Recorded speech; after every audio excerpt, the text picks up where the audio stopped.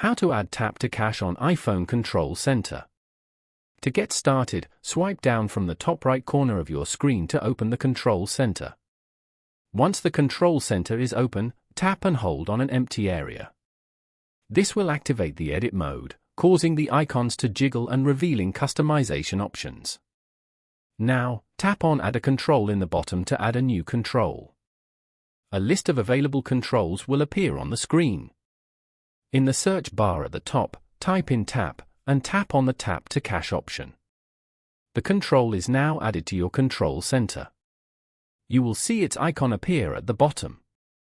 This way, you get more control over your experience with the device and how you use it.